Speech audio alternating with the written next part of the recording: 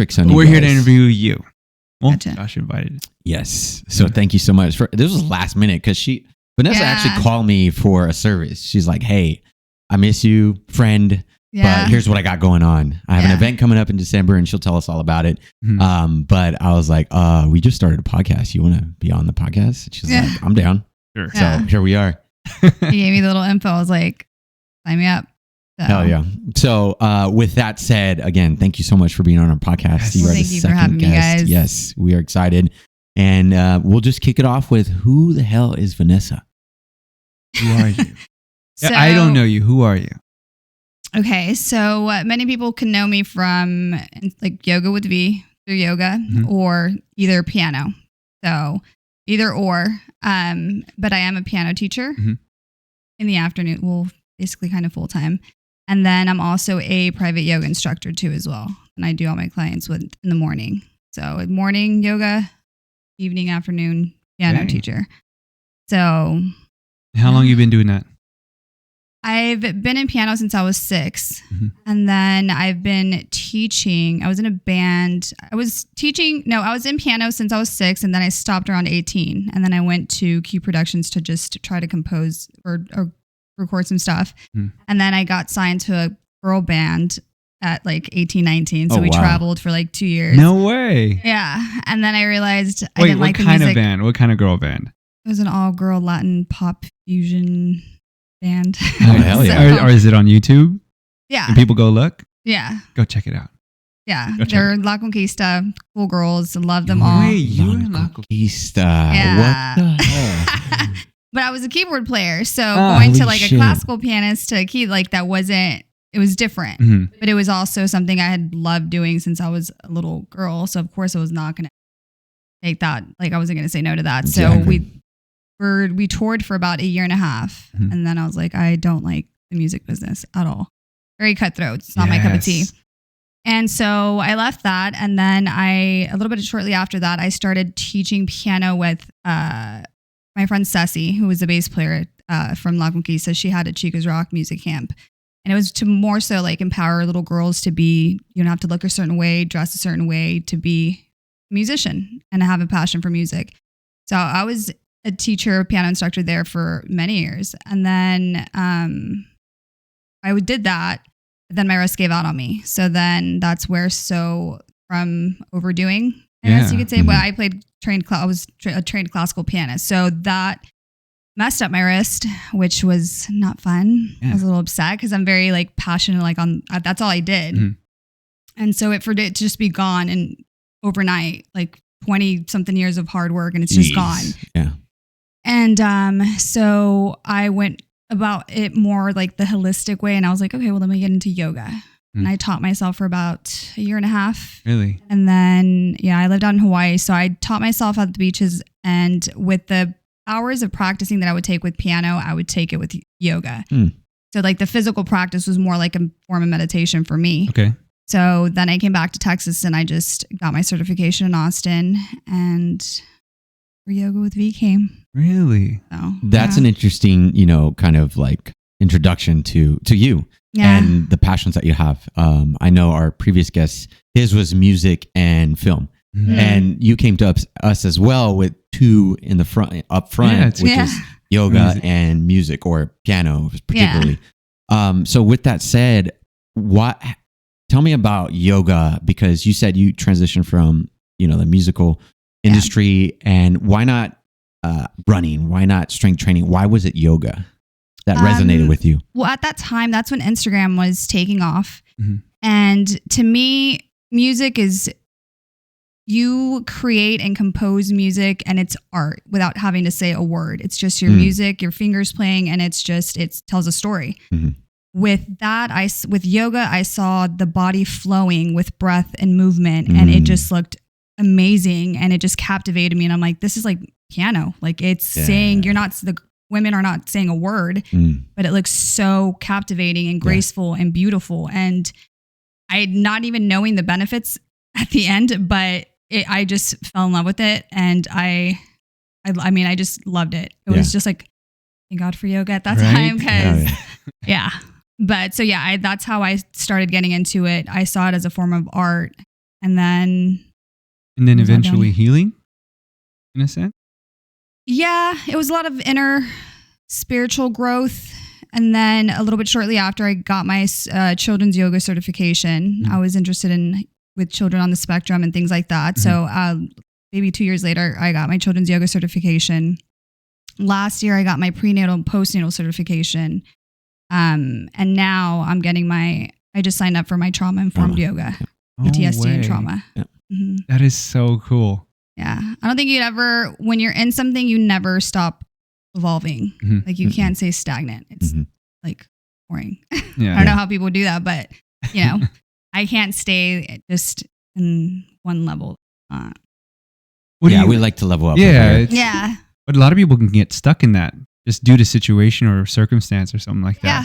I've seen it. I mean, I've seen in some women stay and just have their certification, and that's great. But I do see myself having a yoga studio one day, and I want to have every single training possible that can have an impact on myself or others, especially here in Corpus. With the specific certifications that I have, there's not many of them here, so that's something I want to bring and shed light to in my hometown. Also, it's an untapped market. Or maybe, who knows, Houston? I don't know. Oh. The goal is Corpus for sure. So yeah, there's a lot of opportunity. Oh yeah. People that want to make. You can easily make it. Yeah.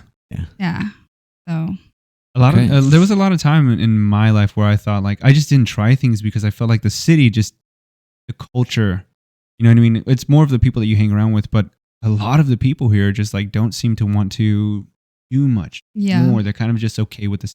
Yeah.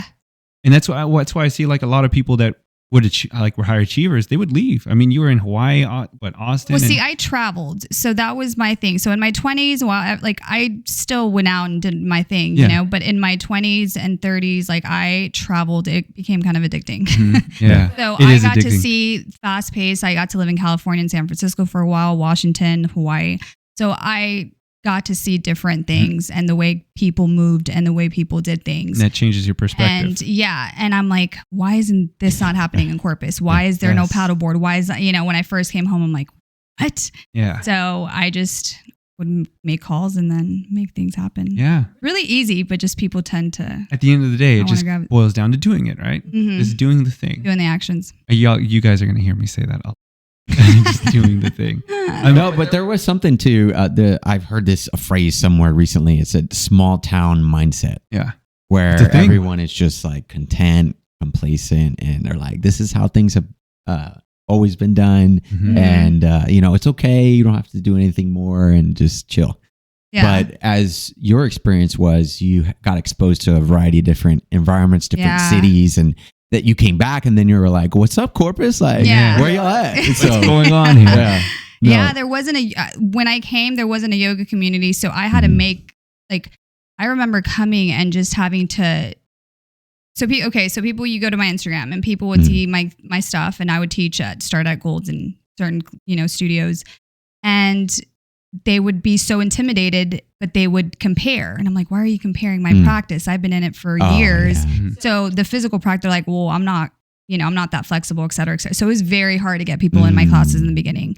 And so I was like, okay, I got to do a different route. I'm like, yoga for diabetes. Like I was going everything possible. So then I started doing like yoga for injuries, yoga for athletes. In specific, I would go to baseball games. I would study their form, their movement. And then I would go to physical therapy workshops. I would study injuries. I would study rotator cuffs, sciatica, like everything, jujitsu, everything. Yeah. You name it. I would be in it just because I know it was more athletic at that time. And so there was no excuse for me to do with clients or my classes to do what I had and the knowledge behind it. That is so damn cool. No, that's actually very clever. It's like what you're trying to do is really look for a target market, people who are interested or willing to give it a try. And seems like you tried a variety of different settings. I did.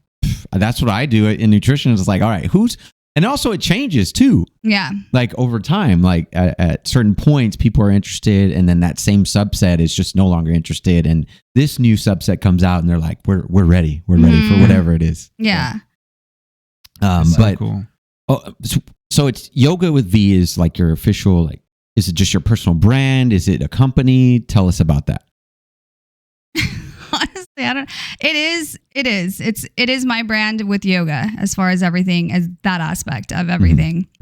For piano, it's just my name, Vanessa Maldonado, for now. Gotcha. Until further things keep going. But yeah, for now it's yoga with V. And what was the conception of that? Like you said, hey, I'm going all in with this yoga. Like what year was that?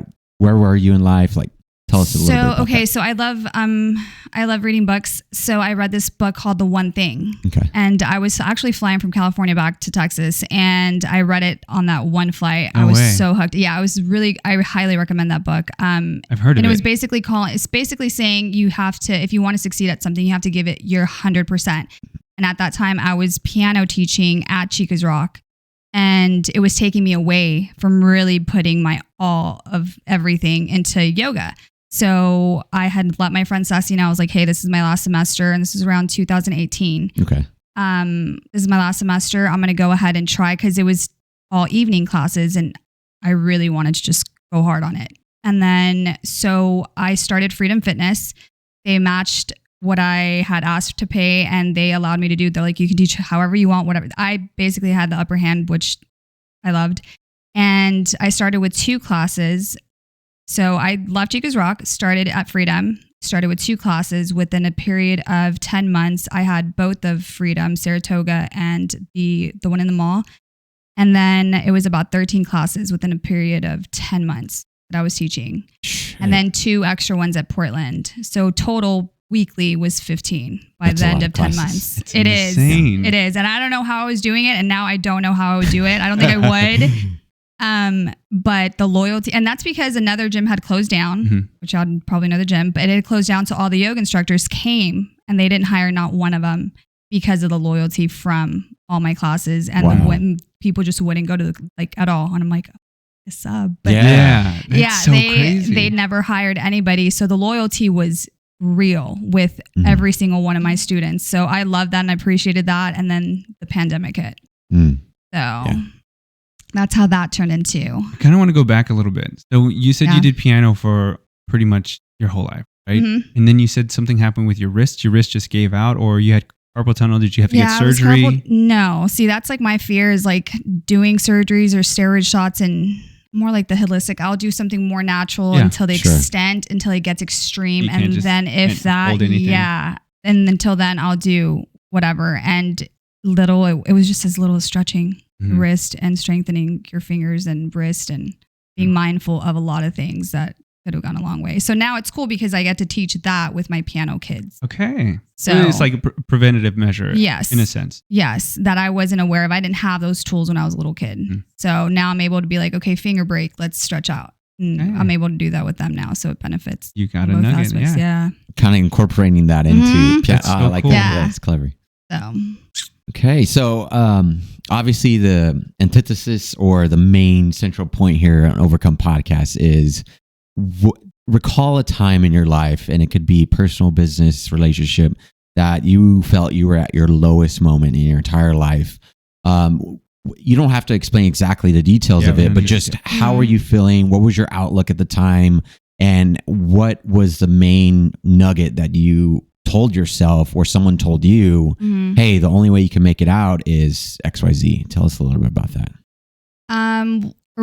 So it was around 2019, and then I was in a very toxic, dark, unhealthy, abusive, like you name it, emotional, mental relationship. And it got pretty bad. I feel like the pandemic brought a lot of things to light. Some people didn't know how to handle themselves. And it became pretty dangerous for myself. Him stalking and GPS trackers on my vehicle, following me around everywhere. Like he was losing it. And it was pretty scary for about a year and a half until we caught him on camera. And so that trauma, I knew I was trying to hold it in. I was numb for months, but I had never experienced anything in my life like that. Yeah. And I was mentally numb. I was emotionally numb, and counseling, I was going to counseling. That was something I was like, okay, I need to go talk to somebody. Yeah. But my brother was like, just, what's going on? Let's do your yoga studio. It was easier said than done. Absolutely. Like I was not you have to be your mental health has to be aligned when you're dealing with so many people and their energies on a daily basis. And I just wasn't there, and I couldn't take people in. Like I wasn't even good for myself. Exactly. So I was in a dark space for a while, feared a lot, which I never, ever have feared anything, but how did you cope?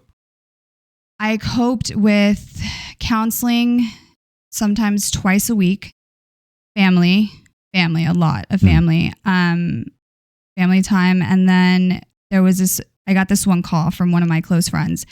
She had asked me, she was like, hey, are you still teaching piano lessons? My son wants to play. And I'm like, no, but I have free time. And then he had came, and he was 7, 8 at that time. I've already had him for about a year. And the light in his eyes when he saw that piano reminded me of when I was little. And just the pure heart and excitement and the passion. Like, he was so excited. And that to me was just like, oh my gosh. And I was like, he's my little buddy. And so weekly, it wasn't even like really teaching lessons. It was just sharing what I knew. And you want to compose a song? Let's compose a song. And so we start composing songs.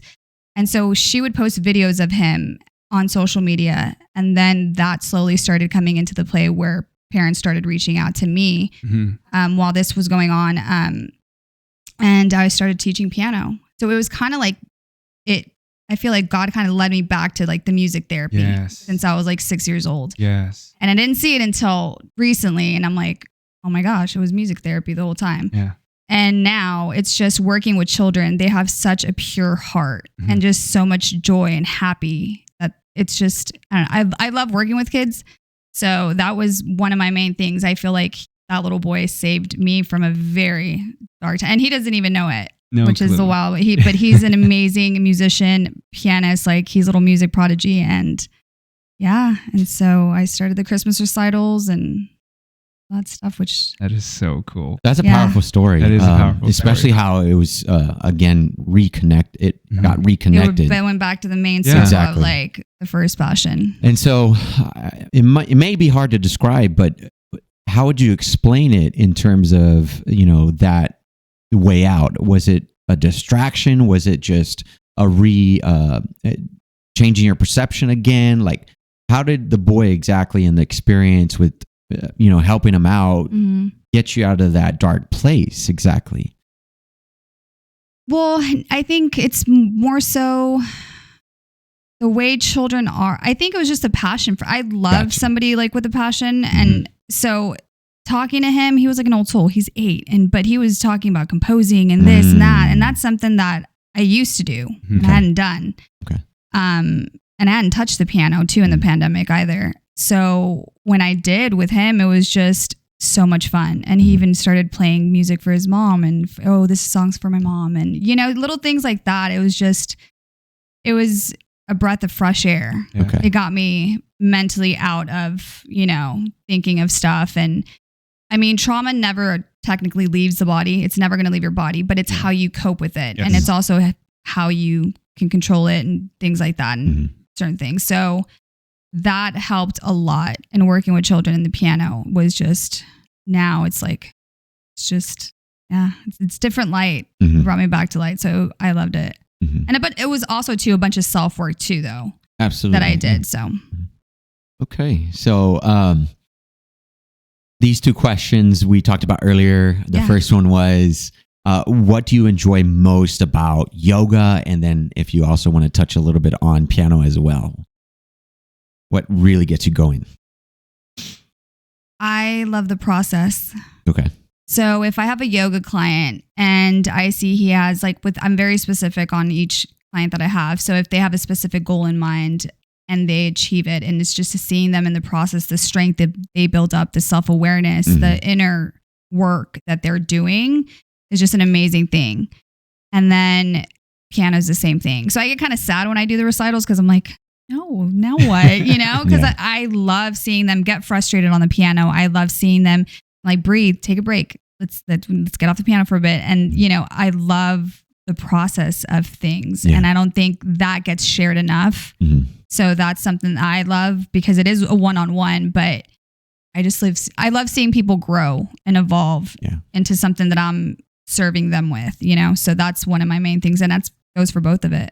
No, I can resonate with that. Absolutely. Yeah. As a personal trainer and dietitian, it's we see the development of that client, of that patient. Yeah. And everyone else out on the outside sees the outcomes. Yeah. The recital, Oh yeah. The fancy moves with the yoga. But again, to your point, it was the struggles, the frustrations they had. Yeah. And then the light bulbs that go off. Yeah. That's what seems to be like very fulfilling for us as a coach. Yeah. So I think that's like the artist too, and people like the creative side, the creative artist in people's personality. That's just in you, you can't help it, but just like, or like, yes, I see your triceps. Yes, you're leaning out, or whatever goal it is. It's like the flexibility is coming in. I get excited for those little things that's what they wanted. So it's cool saying that. For people that just see yoga as a stretching thing, what would you tell them, like, if you had to break it down more, like, no, it's more, and give them some pointers of what you explain? I would just say have a one-on-one session. That's it. What's up? I like that. Because at the end of the day, it's ego at the door. Mm-hmm. It's just you and the mat and your practice. Like, that's one thing I couldn't stand. Some, guys would come into the classes and they'd have these egos and muscle heads. And I'm like, just like, all right. And they're like, yeah, we've been doing this and I'm ready. I'm like, but are you? Yeah. Yoga is a very, very, I've even heard some of my athletes say it's harder than their strength and conditioning trainings that they do. So it's not easy. Mm-hmm. Connecting the breath and movement and knowing the form and alignment. That's one huge thing I'm crazy about with my clients. So there's levels to that. Yeah. You have to be patient because yoga will humble you in like 0.25 seconds, like real fast. And it's an amazing thing. And the thing is, there's so many endless benefits. Like if something happens to you, a doctor will not recommend the gym, they'll tell you the first thing, physical therapy or yoga. Yeah.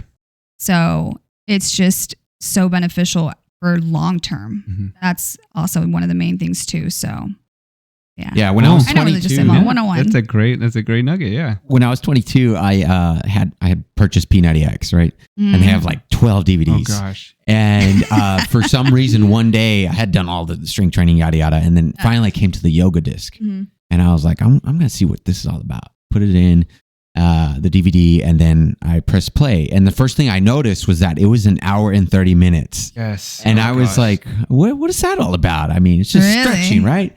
And not even like freaking 5 minutes in, I'm just like shaking and sweating and like everything's hurting. And I'm just like, what the hell is this? Like, oh my gosh. Like, and then I never went back to it because I got scared of it. So yeah. What's funny is when I think of yoga, I think of Diamond Dallas Page yoga. I've never done it formally. Do you know who Diamond Dallas Page is? Mm-mm. So Diamond Dallas Page was a WWE superstar. He was a wrestler. He was real big back in Stone Cold, The Rock, before he was Wayne Johnson.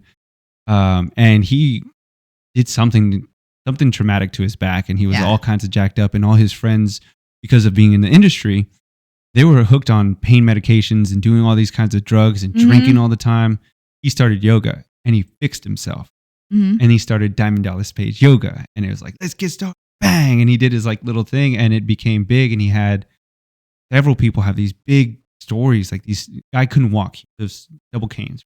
Oh wow! And went from doing that to completely sprinting, using yoga, branded as Diamond Dallas Page. So my mom got it one time, and I was like, back then I was really like meathead. I was going to the gym all the time. I was like 20 something years old. And I was like, yeah, Mom, I could do this. It's no big deal. And like not even 10 minutes in, I was dripping sweat. I was shaking. Yeah. And I was in positions that I would never thought I would have been in. And just like, oh my gosh, I'm like a tightly wound rubber band. Like I could snap at any second. Well, and it's connecting your breath. If you don't know, it takes months to get the yoga breathing in. Yeah. So if you're holding your breath, exactly you're locking in your joints, your muscles, and things that need to be stretched out, like hamstrings or your lower back, anything like that. That's crazy because that's like a normal human reaction, right? You move and you just go. Yeah. And you want to tighten. You want to tighten because it's like it's an automatic response, right? The muscle triggers because it doesn't want to be stretched, and then you just scared. Exactly. It fears it. Yeah. Oh, yeah. But if you're vulnerable to the practice, it's crazy. And I think that's why people maybe freaked out with my Instagram. They're like, I'm not that flexible. I'm like, took hours every single day. And it also took my goal was the flexibility and the strengthening of what it did, what it was capable of. And I was like, oh my gosh, I could do this. I could do that. So, I might have to go to one of your classes. well, I don't do any more classes. I just do, private. Yeah, I just do private clients one-on-one now. Okay. Yeah. I think I've retired if I'm going to do public classes, I think it would be like a workshop type of style or my own studio thing. I'm already outgrown the class. I've done I've done my damage. Got it. Yeah. So. I mean, 15 classes a week. Shoot. Yeah. It's enough to kill anybody. I know. I think I'm done. Just shelf for a little while. Yeah. I know. And that's because I felt like it wasn't enough. And a friend had to like put me back down. He's all, Vanessa, you did coastal living for about 5 months. You did 15 classes weekly in a month. Oh, well, you're right. Got to chill back a little bit. Sometimes you don't even know, you're so fast and then like going. You don't ever stop and look back and realize, oh my gosh, okay. Yeah, you're right. Working with brand ambassadors for, different yoga apparels, online, Instagram, things like that. So it was fun. And yeah. I'm glad you brought up coastal living because I kind of want to ask some questions regarding that. So how did that start, that little segment or however long you were with them? Who reached out to you and what was the process of that?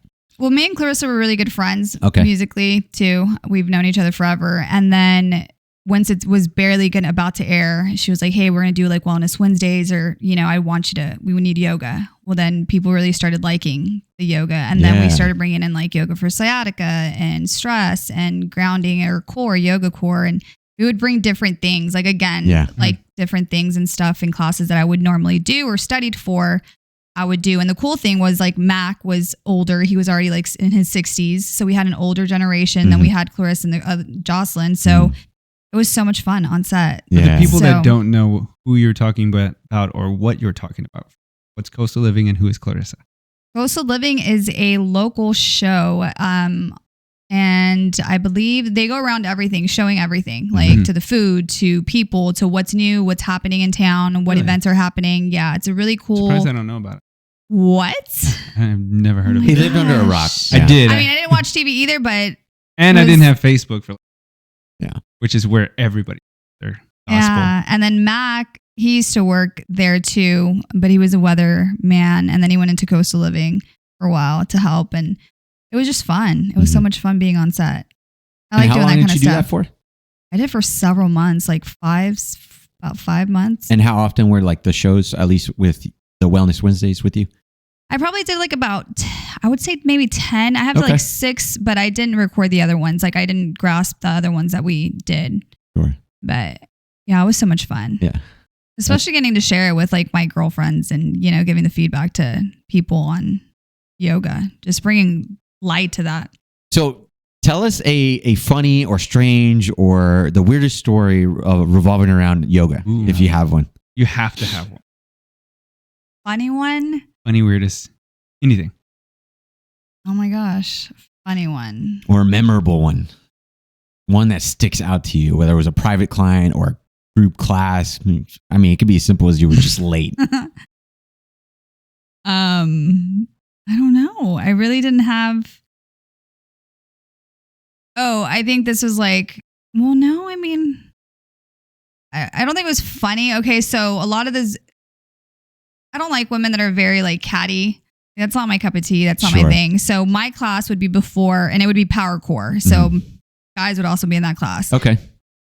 And all these women would talk bad about yoga, and they're like, they're not doing anything but laying down. Well, they would come in almost wanting to take a, area, and so many people stormed out of so I was like, okay, well then come and try yoga if you think it's easy and we're just not doing anything. We're stretching, right? That's what you think it is. And yeah, a lot of them would walk out. I'm like, well, there's the ego. Yeah. That, but other than that, like I didn't have any crazy, I had really cool students and clients and everything. So I love seeing like the high school athletes really get into it. Really? I love seeing the next generation get into it. Yeah. Yeah, they were very tunnel vision. I think now too, because a lot of athletes are doing like LeBron James and a lot of the Astros, everyone was doing it too, especially around the pandemic. Correa had an injury and he was doing it. So now it's a trend too. So now they're like, oh, okay, well, they do it. Let me get into it too. Yeah. So it's really cool seeing that. That's cool. Yeah. That's one of my things that I love. That's awesome. Rapid So fire. we're going to do a quick speed round. Rapid fire. Yes. And these are just fun questions. So we'll get started here. What is Vanessa's favorite dish to eat? I'm going to yell. You're probably going to think I'm so boring. But grilled chicken, greens. Yeah. And that.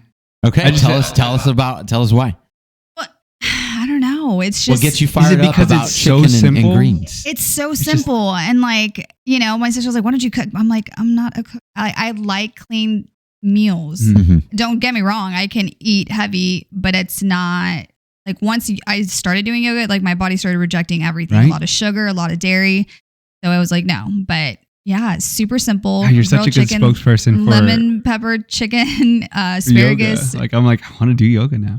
You should. It's so much fun. I've really been telling myself for years that You should. You're all Best way about to action. start. Huh? Best way to start. You're gonna say get one-on-one. No, just get on a mat. Get on a mat. Yeah, just get on a mat. That's the first way to start is getting somebody on. That's the hardest thing to do is getting somebody on the mat. Mhm. I'm afraid I'm gonna get addicted.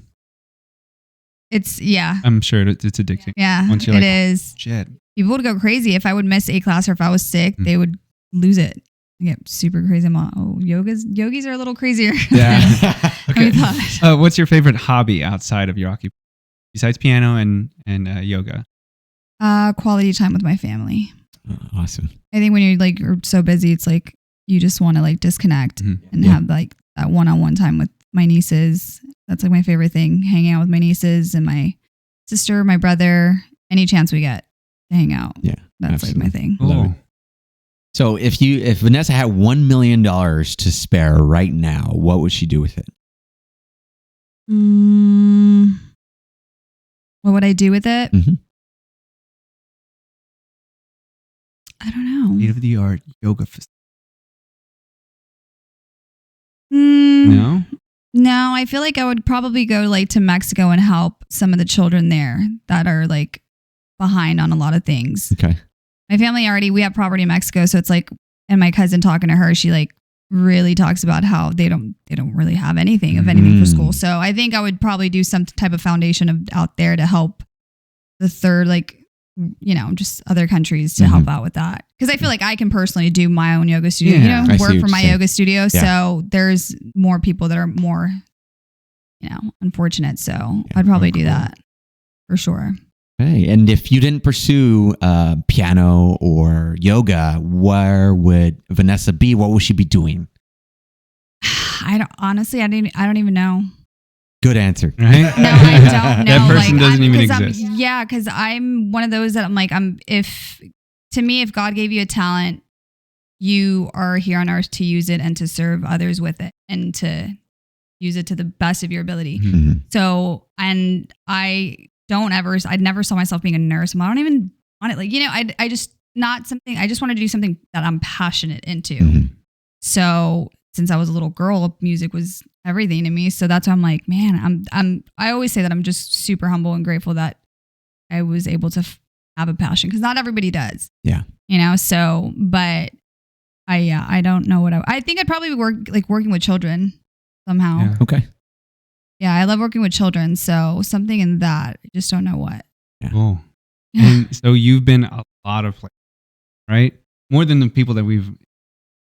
Yeah, you've just been under a rock. And I'm under a rock and I haven't really been too much. But where's your favorite place that you've traveled? Hawaii. Didn't even have to finish the question. No. Hawaii. That is like my heart stayed in Hawaii. What reasons? For sure. The people, the culture. There's not one bad thing. I mean, the only one bad thing you could say is just the cost of living. Mm-hmm. But other than that, the people, it was just such a good energy. Yeah. Like I loved, if it would rain, there was rainbows after it would rain. Yeah. Like there was nothing bad about that place. And I think that was the happiest time of my life is living in Hawaii. So much growth there. There was so many good people. Mm-hmm. The locals were so amazing. It was so much fun. The beaches were beautiful. It's like the stereotypical Hawaii, island vibes. Yes, it's like heaven on earth. Like it's the watercolor, like everything was just beautiful. So it has now moved up on my bucket list. Yeah. And doing yoga there too. The combo of two. Yeah. Done. So here at Overcome, we love nuggets. We love chicken nuggets. We love golden nuggets. But really what nuggets to us mean here on the podcast is a take-home message, right? Mm-hmm. And so if you could share one golden nugget, as we like to call it, with someone you care for or someone you want to spread a message of how to overcome their deepest, darkest moment, what practical solution would you give them? A lot of times we hear, inspiration or motivation or just something nice to say. Mm-hmm. But what's one practical thing that you could share with them today of how they can possibly overcome some dark situation? And it's okay to be cliche. Because cliche is cliche for a reason, right? Like people say those things because those words have gotten them through stuff. Yeah. I think, I don't know, there's so many. What resonates with Vanessa the most? Never let anybody dim your light. Never. I don't care if it's a family member. I don't care if it's a cousin. I don't care if it's a best friend. Get them out, move them out of the way. Mm-hmm. And never settle. Yeah. Always want more. I think that's the main. But also too, I think it's like a mental health. I think mental health goes a long way too. Mm-hmm. Like you have to, or take care of yourself the way you take care of others. Exactly. I had a bad habit of always taking care of others and placing others before me. Mm-hmm. Mm-hmm. And it didn't go well, obviously. Yeah. So it's like, but you have to place yourself first and knowing when to say no and having boundaries and, those kind of things kind of help a lot. Well, they do help a lot. Mm-hmm. In strengthening who you are as a person. Yeah. So. That's amazing. Those are great. Very, very good nuggets. Now, if people want to find out where you are, where could they find you? I don't really care for Facebook. I would say Yoga with V, Instagram. Yoga with V on Instagram. Yeah. Sounds Instagram good. Is my thing. Well, again, thank you for being on the podcast. Thank you so much, you guys. I had fun. Really appreciate it. Eye-opening for sure. And thank you for the nugget. It was a really good one. I'm holding you to yoga, so. Yeah, I'm going to do it. it. But thank you. This was amazing. Thank you for having me, Speaking of things that are amazing, if you haven't, subscribe, leave a comment, let us know what you thought. Peace out, everybody. Bye.